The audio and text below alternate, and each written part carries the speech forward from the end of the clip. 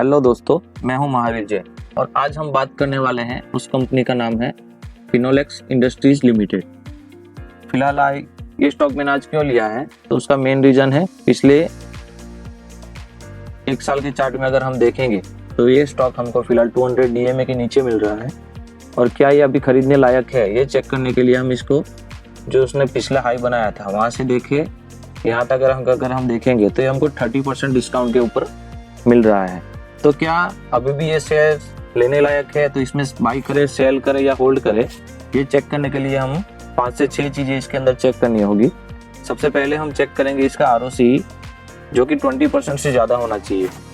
उसके बाद एक चीज और चेक करेंगे जो कि उसका करंट ROCE पिछले 10 साल के ROCE से ज्यादा होना चाहिए, ये भी हम चेक करेंगे। उसके बाद हम चेक करेंगे उसके डेब्ट टू इक्विटी रेशियो को, फिर हम तो इसकी प्रमोटर होल्डिंग चेक करेंगे, फिर उसकी बुक वैल्यू भी चेक करेंगे और उसके बाद उसके क्वार्टरली और ईयरली सेल्स और प्रॉफिट को देखेंगे। ये सब देखने के बाद उसके फंडामेंटल चेक करने के बाद हम इसके टेक्निकल चार्ट को देखेंगे और उसके बाद अगर म्यूचुअल फंड होल्डिंग भी अगर हम उसके देख लेंगे तो हमको थोड़ा बहुत और आइडिया आ जाएगा कि इसके अंदर हमें बाई करना चाहिए या सेल करना चाहिए। ठीक है, तो सबसे पहले हम स्टार्ट करते हैं। सबसे पहले हम चेक करेंगे कि इसकी ROCE 20% से ज्यादा है कि नहीं है। तो ये मैं screener.in के ऊपर आ गया हूँ और यहाँ पीयर कंपैरिजन में हम जाके चेक करेंगे। तो यहाँ पर हमने ये 3rd नंबर की रो में देखेंगे तो फिनोलेक्स इंडस्ट्रीज का पिछले साल का ROCE 35% का है, यानी ROCE 20% से ज्यादा है। उसके साथ साथ हम ये भी चेक करेंगे तो पिछले 10 साल के ROCE से करंट ROCE ज्यादा होना चाहिए।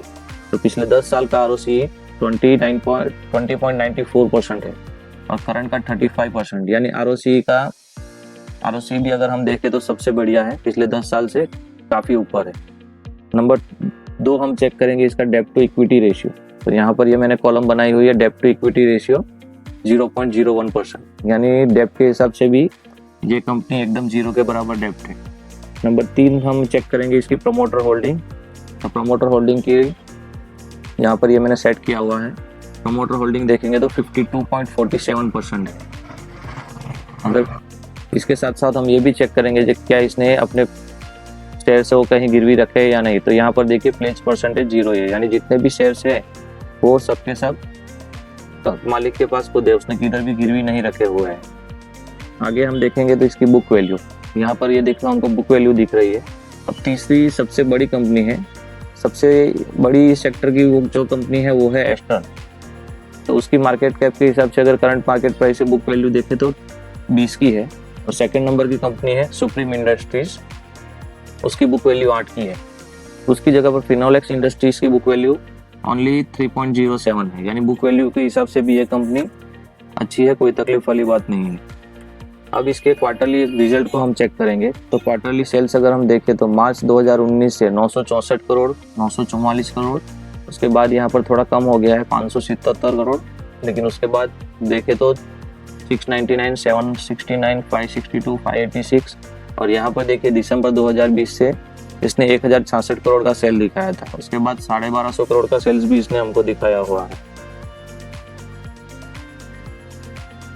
और दिसंबर 2021 का सेल्स है वो 1005 करोड़ है। इसी तरह अगर नेट प्रॉफिट हम देखें तो मार्च 2019 में 91 करोड़, उसके बाद 72 करोड़, 103 करोड़, 93, 56, 55, 120, 256, 297, यहाँ पर देखिए यहाँ पर प्रॉफिट इंक्रीज हुआ है। उसके बाद 147, 235 और लास्ट क्वार्टर में देखें तो 178 करोड़ का नेट प्रॉफिट है। यानी क्वार्टरली अगर देखें तो पिछले 3, 3/6, 3/9 और 3/12 क्वार्टर है, कभी भी माइनस नहीं है, सब बार हमको नेट प्रॉफिट कंपनी ने प्रॉफिट ही दिया हुआ है। इसी तरह अगर हम ईयरली प्रॉफिट और लॉस देखेंगे तो ये देखिए यहाँ पर ये ईयरली सेल्स है। तो 2010 से लेके 2021 तक 1455 करोड़ से सेल्स बढ़कर 3463 करोड़ हुआ है। और टिल टू मंथ पिछले एक साल का देखें तो सेल्स है 4303 करोड़। ये अपने आप में बहुत बड़ा सेल्स है और ग्रोथ भी बहुत अच्छा है। उसी तरह से हम नेट प्रॉफिट भी देखें तो 2010 में नेट प्रॉफिट था 132 करोड़, वो बढ़ के 2021 में 728 करोड़ हो चुका है। यहाँ से प्रॉफिट हम देखें तो 5 से 6 गुना प्रॉफिट बढ़ चुका है। और टिल टू मंथ लास्ट एक साल का देखें तो 857 करोड़ का नेट प्रॉफिट हमको दिख रहा है। यानी प्रॉफिट के हिसाब से भी ये कंपनी हमारे हिसाब से एकदम ओके है, कोई तकलीफ नहीं है। अब एक नज़र हम इसके टेक्निकल चार्ट के ऊपर लगा देते हैं। तो ये हमने यहाँ पर इसका टेक्निकल चार्ट खोल लिया है, ये डेली चार्ट है। तो पिछले एक साल का अगर हम यहाँ पर ग्रोथ देखें इसका, तो ये पिछले एक साल का अगर गेन बॉक्स के हिसाब से अगर हम चेक करेंगे तो तब कंपनी का रेट चल रहा था 117 से 18 के आसपास, और यहाँ से लेके यहाँ तक अगर हम देखें तो पिछले एक साल में यहाँ पर हमको नेट 45% का गेन हमको कंपनी दिखा रही है।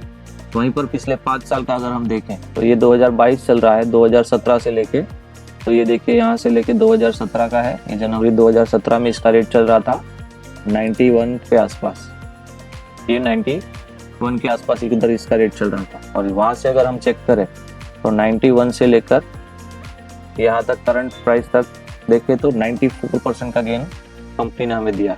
लेकिन क्योंकि फिलहाल कंपनी करेक्शन जोन में, और इस वाले पॉइंट को अगर हम ऑल टाइम हाई के ऊपर ले जाके सेट करके रखेंगे तो हमको पता चलेगा कि कितना प्रॉफिट। तो ये देखिए ऑल टाइम हाई के हिसाब से अगर देखेंगे तो पिछले 5 साल में 173% का प्रॉफिट कंपनी ने हमको दिया हुआ है।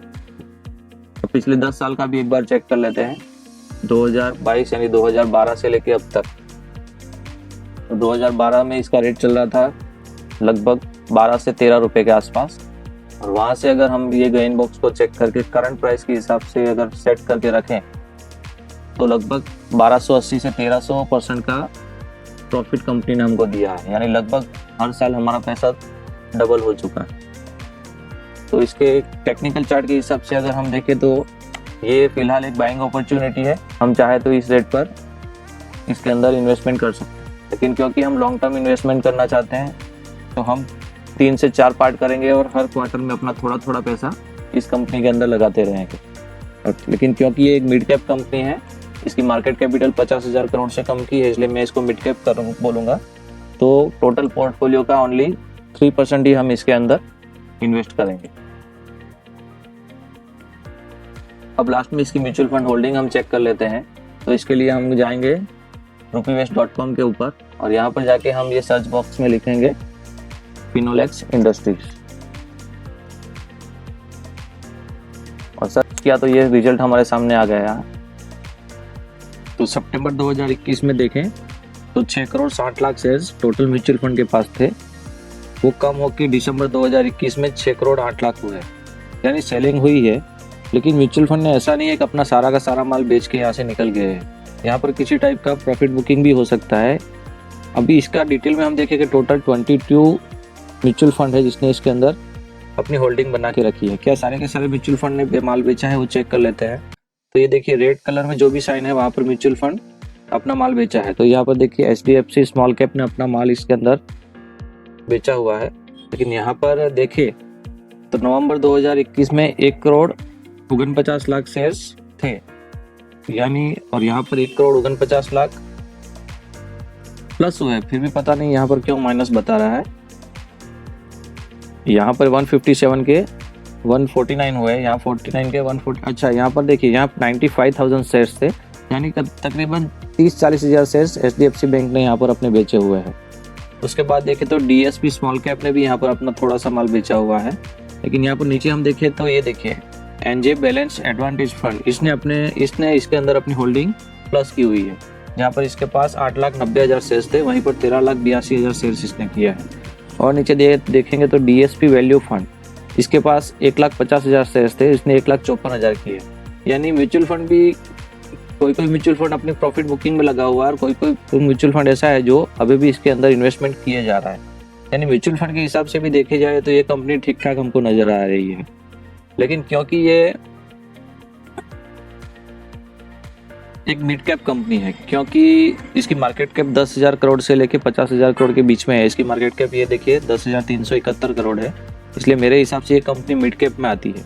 और जिस तरह से मैं इन्वेस्टमेंट करता हूँ, मिड कैप कंपनी में ज़्यादा से ज़्यादा अपने टोटल पोर्टफोलियो का 3% इन्वेस्ट करना चाहिए, और वो भी 2 या 3 पार्ट में डिवाइड करके।